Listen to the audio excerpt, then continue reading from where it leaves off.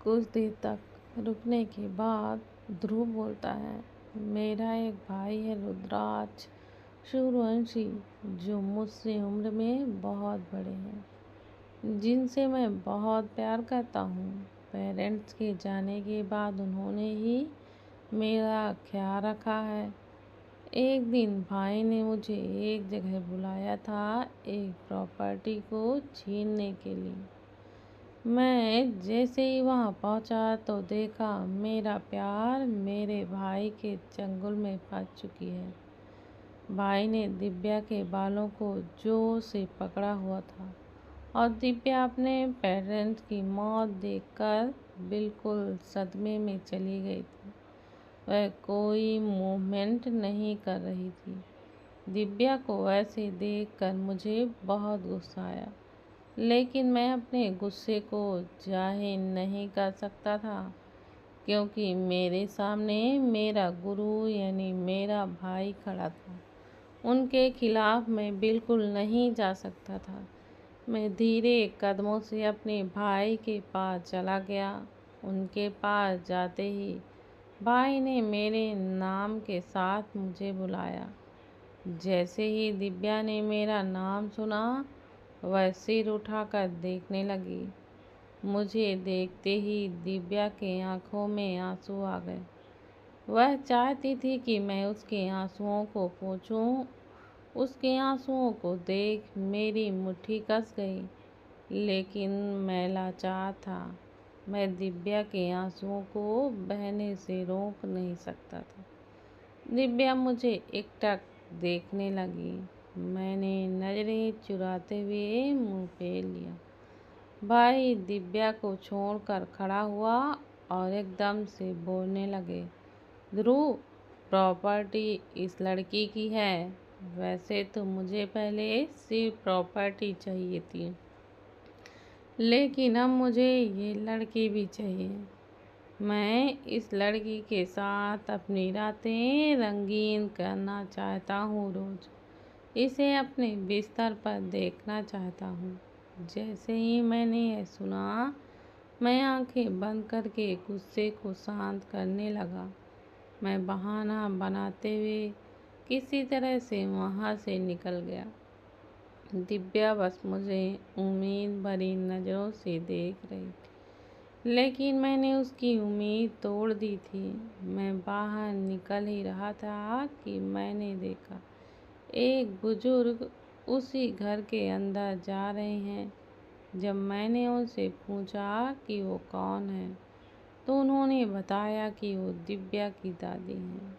दिव्या को बचाने का जरिया मुझे मिल गया था। उसकी दादी को मैंने दिव्या की मुसीबत में होने की खबर दी तो अंदर जाने लगी। मैं उन्हें रोककर एक तरफ ले गया।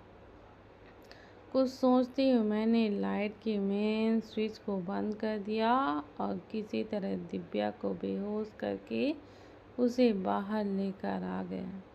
दिव्या को भी इस बात की भनक नहीं थी। उन दोनों को मैंने एक टैक्सी में बिठाकर इस शहर से दूर भेज दिया।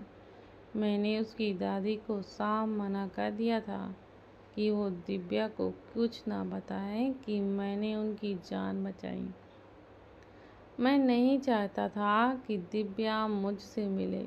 किसी को भी नहीं पता कि दिव्या का दुश्मन नहीं, मैं उसका दोस्त हूँ। भाई ने भी दिव्या के खोजने का इंस्ट्रक्शन दे दिया था, तो मैंने उन्हें मना करके खुद उसे ढूंढने का बोलकर उसे दूर कर दिया।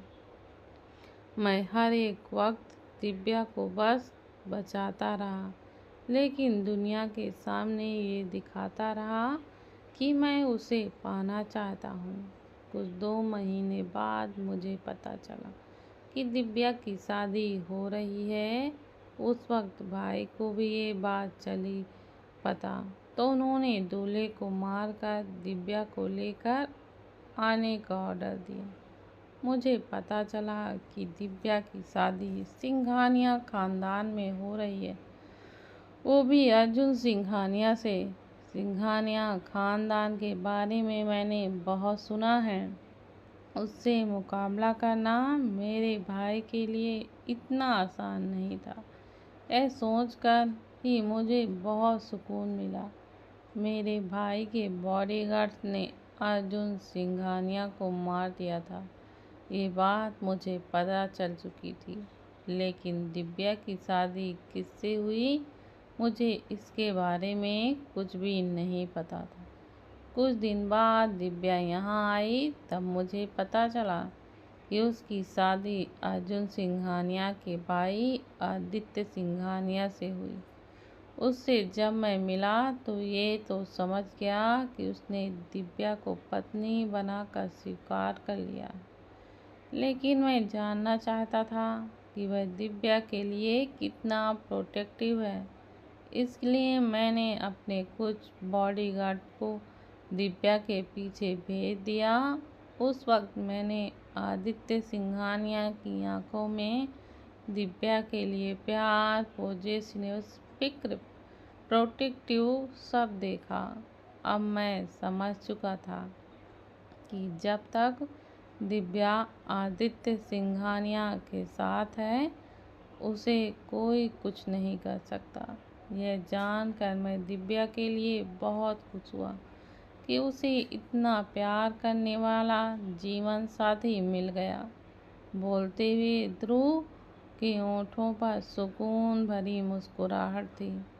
ध्रुव ज्येष्ठा के चेहरे को दोनों हाथों में पकड़ते हुए कहता है, वाइफी, तुम्हें बिल्कुल मत समझना कि मैं दिव्या से प्यार करता था, तो अब भी करता हूँ। जब मैं तुमसे मिला तो वही फीलिंग मैंने तुम्हारे लिए महसूस किया जो मैं कभी दिव्या के लिए महसूस करता था।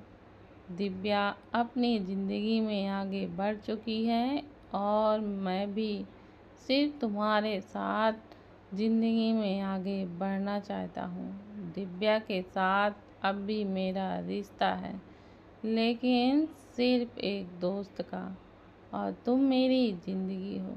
ज्येष्ठा ध्रुव के हाथों पर हाथ रखकर आंखों में देखते हुए कहती है, ध्रुव, क्या तुम्हारा भाई अब भी दिव्या के पीछे पड़ा है? ध्रुव का चेहरा एकदम से सख्त हो जाता है। वह अपनी नज़रें ज्येष्ठा से हटाकर कहता है, हाँ, वो अब भी दिव्या को पाना चाहते हैं। वो दिव्या से शादी करके उसकी प्रॉपर्टी को लेकर दिव्या के साथ। बोलते हुए ध्रुव की मुठ्ठियाँ कह जाती हैं। ध्रुव बहुत ही लाचारी से बोलता है, मैं भाई के सामने जाकर उनका मुकाबला नहीं कर सकता। उन्होंने हमेशा मुझे मॉम डैड से भी बढ़कर प्यार दिया। भाई भले ही दूसरों के लिए गलत हों, लेकिन वो मेरे लिए भगवान के समान है। ज्येष्ठा चेहरे पर गुस्से के भाव लिए कहती है, सीरियसली ध्रुव, तुम अब भी उसे भगवान मानते हो? उसने सिर्फ एक प्रॉपर्टी के लिए दिव्या के पेरेंट्स को मार दिया। वो इंसान कहलाने के लायक भी नहीं है। वो है। इससे आगे ज्येष्ठा कुछ आगे बोलती, उससे पहले ध्रुव अचानक ही ज्येष्ठा का गला पकड़ लेता है। ध्रुव के हाथ ज्येष्ठा के गले पर कसते जा रहे थे, जिससे ज्येष्ठा खुद को छुड़ाने की कोशिश करते हुए ध्रुव को जोर का धक्का देती है। लेकिन उससे भी ध्रुव को कुछ नहीं होता। बदलते वक्त के साथ ध्रुव की पकड़ कसती ही जा रही थी। अब ज्येष्ठा की सांस फूलने लगती है तो ध्रुव झटके से ज्येष्ठा का गला छोड़ सामने रखे गमले पर मुट्ठियां बनाकर जोर से मारता है, जिससे वह गमला टूट जाता है और ध्रुव के हाथों से खून बहने लगता है। इधर ज्येष्ठा गहरी गहरी सांसें ले रही थी। ज्येष्ठा खुद को नॉर्मल करते हुए ध्रुव को देखती है, जो अपने गुस्से को काबू करने की कोशिश कर रहा था। ज्येष्ठा की नज़र अचानक ही ध्रुव के हाथों पर पड़ती है। वह उसके हाथों को पकड़कर अपनी तरफ करती है। ध्रुव झटके से अपने हाथों को पीछे लेता है और सख्त आवाज में कहता है, भाई के खिलाफ मैं एक शब्द नहीं सुनूंगा। आइंदा से सोच समझ कर बोलना। ज्येष्ठा हैरान होकर बस उसे देखती रहती है। ध्रुव वहाँ से उठकर चला जाता है। उसके जाते ही ज्येष्ठा धीरे से बोलती है, लगता है भाई के लिए कुछ ज़्यादा ही पागल है कि उसे उसकी गलती तक नहीं दिख रही है। बोलते हुए ज्येष्ठा खुद को चपाट लगाते हुए कहती है, मैं भी क्या ही बोल रही हूँ, ये कौन सा दूध का दूल्हा है। इसका भी तो वही काम है, लोगों को मारना।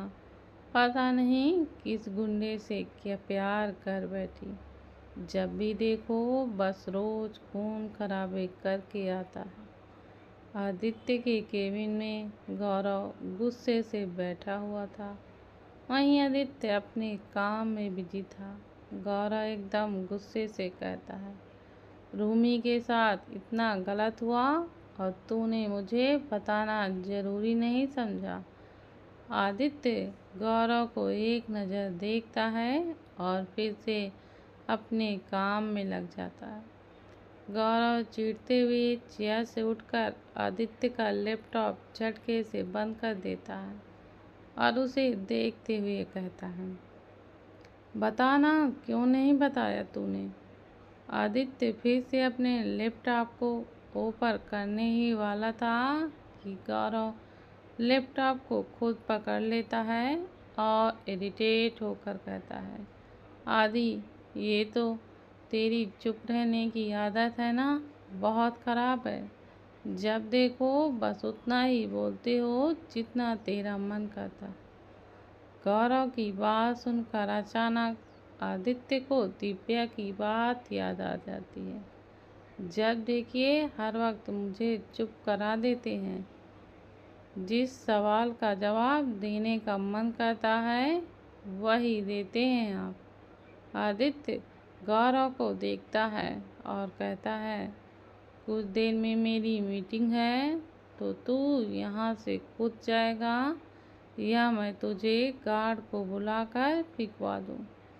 गौरव अच्छे से जानता था कि आदित्य जो बोलता है वह करके रहता है, इसलिए वह मुंह बनाते हुए केबिन से बाहर निकलते हुए बोलता है, खड़ूस कहीं का। गौरव के बोलने पर आदित्य कोई रिएक्ट नहीं करता। गौरव के जाते ही आदित्य चेयर पर टिककर आंखें बंद करता है। आंखें बंद होते हुए उसे दिव्या का चेहरा दिखने लगता। दिव्या की याद आते ही आदित्य के होंठों पर सुकून भरी मुस्कुराहट आ जाती है। इधर दिव्या गार्डन में बैठकर छाया से बात कर रही थी। छाया से अब जैसे उसकी दोस्ती सी होने लग गई थी। दिव्या छाया को देखते हुए पूछती है, क्या आप रॉकी को पहले से जानती हैं? छाया एकदम से हड़बड़ाते हुए कहती है, नो मैम, मैं तो सर से उसी वक्त मिली जब आप लोग मसूरी आए। दिव्या कुछ देर सोचती है फिर छाया को देखने लगती। छाया दिव्या से नजरें चुराने लगती है। दिव्या कुछ देर छाया को देखती है फिर कहती है, शायद हमें ही कोई गलतफहमी हो गई है। इस पर छाया कुछ नहीं बोलती। दिव्या एकदम से पूछती है, आपके घर में कौन कौन है? छाया अपना सिर झुकाए हुए धीरे से कहती है, पापा थे पर कुछ महीने पहले ही उनकी डेथ हो गई और अब मैं बस अकेली हूँ। दिव्या दुख होकर छाया को देखने लगती है। तभी अचानक अनुज वहाँ आ जाता है। उसे देखकर दिव्या को थोड़ा सा अजीब लगता है क्योंकि अनुज ने अपने दोनों हाथों को पीछे छिपा कर रखा था। दिव्या अनुज को देखती है। अनुज मुस्कुराते हुए कहता है, भाभी मैं आपके लिए कुछ लाया हूँ। दिव्या अपनी जगह से खड़ी होकर पूछती है, क्या? अनुज अपने हाथों को आगे करता है। अनुज के हाथ में एक बड़ी सी चॉकलेट थी। चॉकलेट देखते ही दिव्या के चेहरे पर एक बड़ी सी स्माइल आ जाती है। वह एकदम से आगे बढ़कर चॉकलेट लेकर कहती है, ये तो हमारा फेवरेट है। अनुज पाउच वाली स्माइल लिए दिव्या को देखकर कहता है। दिव्या अनुज को देखते हुए कहती है, आपको कैसे पता कि ये मेरी फेवरेट है? अनुज स्टाइल वाला लुक देते हुए बोलता है। अनुज सिंघानिया को सब कुछ पता चल जाता है। ऐसे ही मैं इतना फेमस थोड़ी हूँ। दिव्या बस मुस्कुरा देती है। अनुज दिव्या का हाथ पकड़कर, चलिए ना भाभी, अंदर चलते हैं, बाहर ठंड लग रही है। दिव्या छाया की तरफ देखती है तो वह वहाँ नहीं थी, वह जा चुकी थी। दिव्या अनुज के साथ अंदर चली जाती। अनुज दिव्या को अपने कमरे में लेकर जाता है और बेड पर बिठाकर खुद बैठ जाता है। दिव्या बस उसे देख रही थी। अनुज दिव्या का हाथ पकड़कर सीरियस होकर कहता है, भाभी मुझे आपसे कुछ पूछना है। दिव्या घूरते हुए अनुज को देखकर कहती है, वो तो इसलिए आपने मुझे पहले ही रिश्वत दे रखी है। अनुज एक नज़र चॉकलेट को देखता है, फिर दिव्या को देखते हुए कहता है, नहीं भाभी, ये तो बस मैं बाहर गया था तब दिख गई तो मैं ले आया, और मैंने आपके मुंह से भी सुना था कि आपको ये पसंद है। दिव्या मुस्कुराते हुए कहती है, अच्छा ठीक है, आपको जो पूछना है पूछिए। अनुज नजरें दूसरी तरफ करके कहता है, ओ भाभी, मेरा एक दोस्त है, वह कुछ दिन पहले एक लड़की से मिला था। वह जब से उससे मिला है उसे बस हर वक्त उसी लड़की का चेहरा दिखते रहता है। वह समझ नहीं पा रहा कि आखिर उसके साथ हुआ क्या है। दिव्या अनुज की बातों को गौर से सुनकर एकदम से मुस्कुरा देती है। दिव्या अनुज के चेहरे को अपनी तरफ करते हुए कहती है, अच्छा, तो हमारे देवर जी को अपने दोस्त की बहुत फिक्र हो रही है। तो सुनिए, आप अपने दोस्त से कहिए कि उनके दिल में वो लड़की कब्जा जमा चुकी है और अब उनका दिल को काबू करना बहुत मुश्किल है।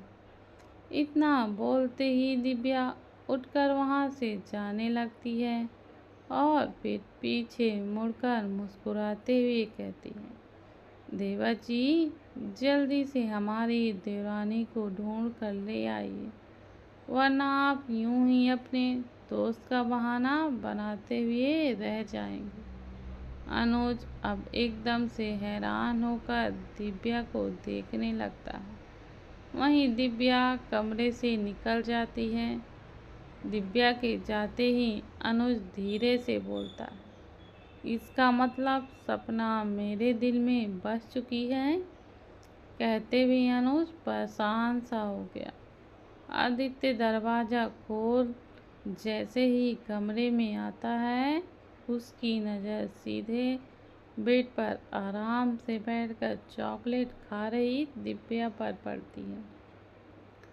दिव्या को देखते ही आदित्य उसके पास जाकर बैठ जाता है। आदित्य को देखकर दिव्या चॉकलेट खाते हुए कहती है, आप तभी इतनी जल्दी क्यों चले गए? आपको पता है, मैं हर जगह आपको ढूंढ रही थी। आदित्य की नज़र तो बस दिव्या के क्यूट से चेहरे पर जाकर ठहर गई। खाते वक्त दिव्या के होंठों पर चॉकलेट लग गई थी। आदित्य को यूं खुद को देखता पाकर दिव्या चॉकलेट को उसकी तरफ बढ़ाते हुए कहती है, आपको भी खाना है? आदित्य एक नज़र चॉकलेट को देखता है, फिर दिव्या को देखते हुए कहता है, हाँ, लेकिन ऐसे नहीं। दिव्या कंफ्यूज होकर कहती है, ऐसे नहीं तो फिर कैसे? चॉकलेट खाने का तो यही तरीका होता है। आदित्य एकदम से दिव्या की तरफ झुककर उसके होंठों पर अपनी होंठ रख देता है। दिव्या की आंखें हैरानी से बड़ी हो जाती हैं। आदित्य दिव्या के निचले होंठों को लीक करने लगता है। दिव्या के हाथों से चॉकलेट छूटकर वहीं नीचे गिर जाता है और वह अपने हाथों को आदित्य के कंधे पर रख देती। दिव्या की आंखें अब धीरे धीरे बंद हो जाती हैं। आदित्य दिव्या के होठों को बहुत सॉफ्टली किस करने लगता है। आदित्य की पकड़ दिव्या पर कसती जा रही थी। कुछ देर तक आदित्य दिव्या को ऐसे ही किस करता रहता है, फिर उसके होठों को आज़ाद करते हुए कान के पास जाकर धीरे से कहता, ये चॉकलेट खाने का सही तरीका है। दिव्या आदित्य के सांसों को महसूस कर सिरे से उठती है। आदित्य अब दिव्या से थोड़ा दूर होकर उसे देखने लगता है। दिव्या धीरे से अपनी आंखें खोलती है और आदित्य को देखने लगती है। आदित्य को देखते ही दिव्या शर्म से अपनी नज़रें झुका लेती है। उधर रूमी की तबीयत अचानक खराब होने से विकासा गौरव को चेक करने के लिए कहती है। गौरव उसे चेक कर रहा ही होता है कि तभी विकासा जी वहाँ से यह कहकर चली जाती हैं कि पृथ्वी उन्हें बुला रहे हैं। गौरव कुछ देर चेक करने के बाद जाने लगता है कि रूमी उसका हाथ पकड़ लेती है। गौरव पीछे पलट कर देखता है तो रूमी गौरव की आंखों में देखते हुए कहती है, हमने आपको बहुत दर्द दिया है ना? गौरव रूमी को हैरानी से अब देखने लगता है। Please subscribe my channel and